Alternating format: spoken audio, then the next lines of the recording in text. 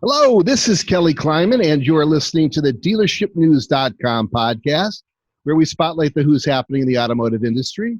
It's foot soldiers, visionaries, salesmen, GMs, owners, service managers, and industry vendors alike. Today's podcast is brought to you by Marketing Solutions St. Louis. That's Marketing Solutions STL, specializing in YouTube video marketing, and very few do that.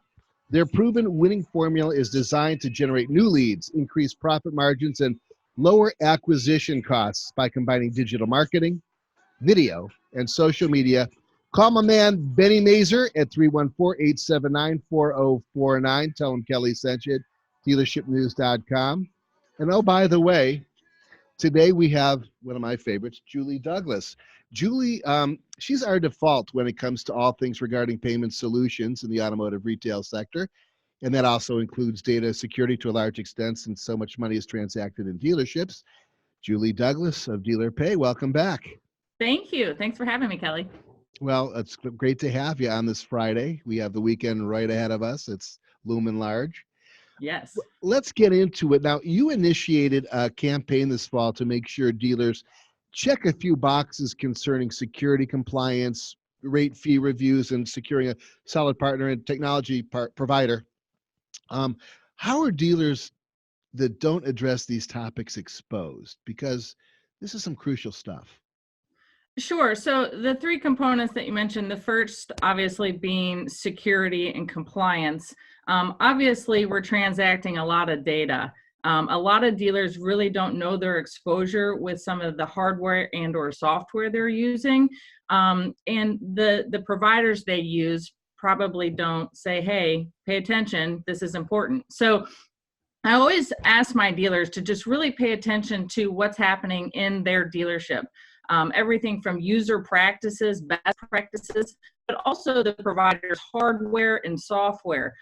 Obviously, we don't want these guys storing any payment data, but even more than that, with the holidays coming up and just all the fraud exposure, they just really need to make sure that they have the latest and greatest with respect to PCI compliance. So with that first box, you know, that's what DealerPay does. We really try to keep our dealers on top of that. You know, I was just exposed, so to speak. So this is coming at a really good time. Literally yesterday, somebody tried to get into my Google account, which was problematic. So I had to change all my passwords. It's out there, folks. It's a real danger.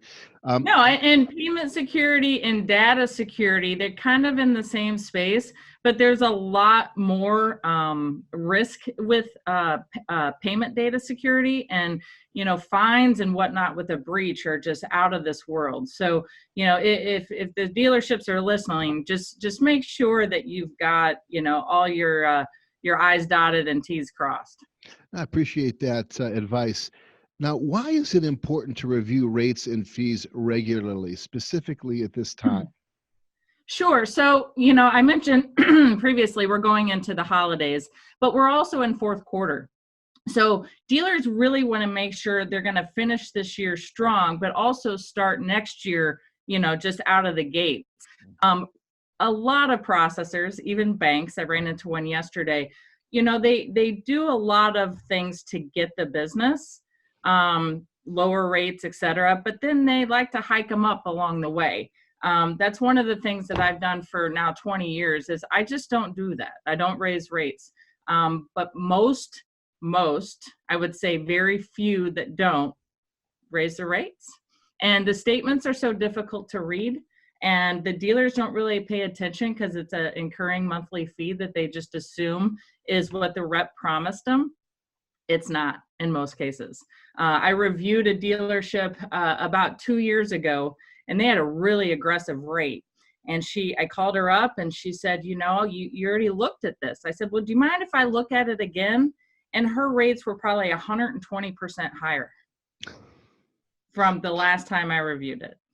What can that cost a dealership over the course of a year, or it's just a month? Well, I reviewed one yesterday. It was a 4-location using their bank, which they thought was their, you know, trusted provider. And let's just say over 4 stores that have pretty aggressive volume, I'm able to save them almost $80,000 a year. That's unbelievable. It's kind of like price gouging for water after a natural disaster.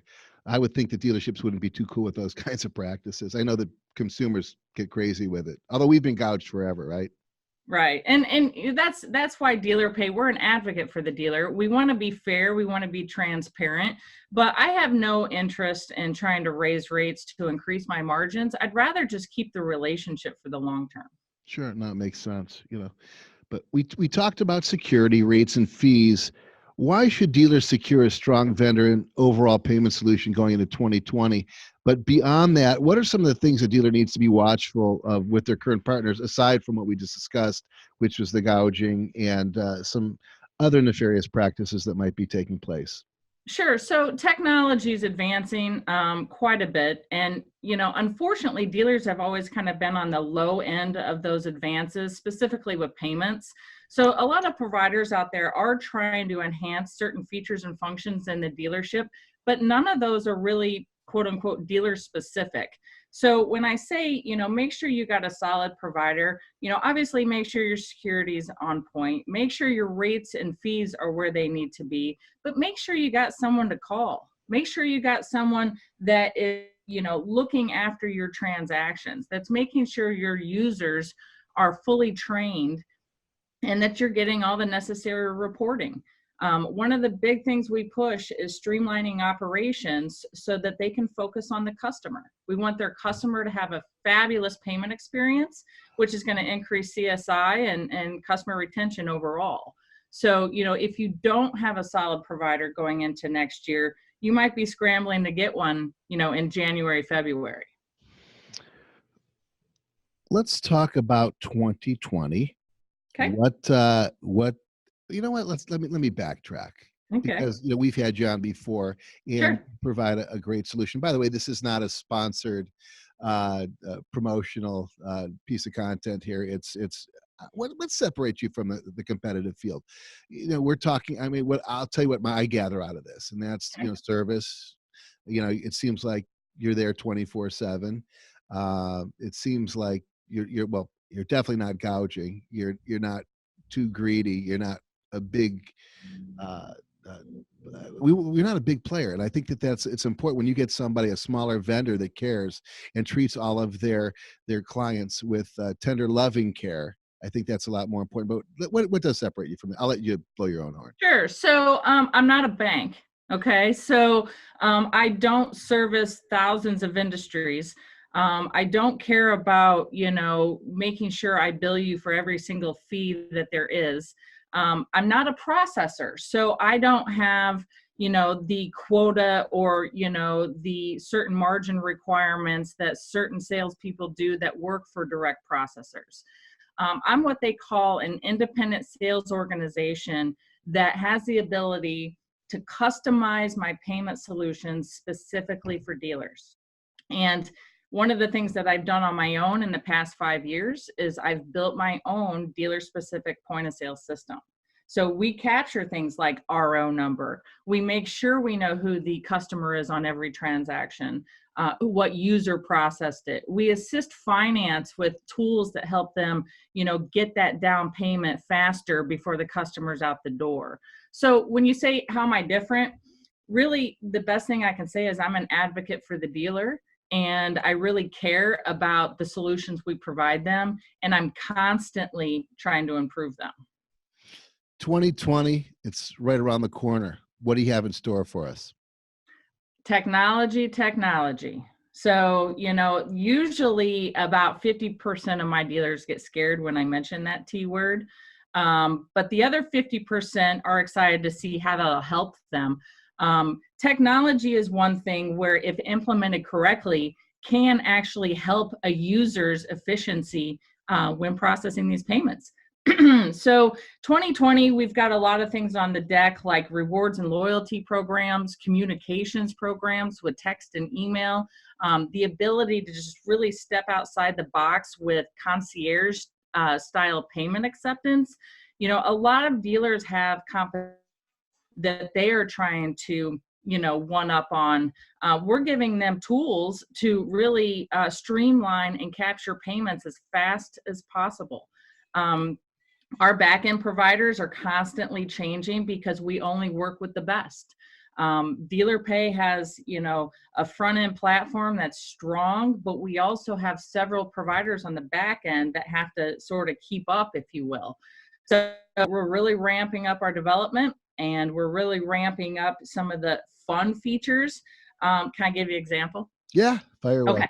So one of my dealers asked me, he said, you know how sometimes you go to the pet store, the grocery store, and you can kind of round up your transaction amount to the next dollar and they'll donate that to charity. I said, yeah. I always at, the pet store give them an extra buck or whatever. I'm going to actually implement that in my solutions as well as a way for the dealership to capture that extra change and donate to a charity of their choice. So we're doing that kind of stuff. I hate the word stuff. We're doing those things to really show that we want to be different. We want to be, an advocate for the features that they request. Listen, I appreciate you coming out here and kind of giving us a lowdown on what's going on over at DealerPay. And 2020 looks like it's going to be really great for you. And I want to wish you all the luck moving forward. And I'm sure we'll see you down the road here soon. Sure. Absolutely. I appreciate it, Kelly. You bet. Have a great weekend, folks. Kelly Kleinman over here, dealershipnews.com. That's our podcast for Friday. Have a great weekend. Thank you.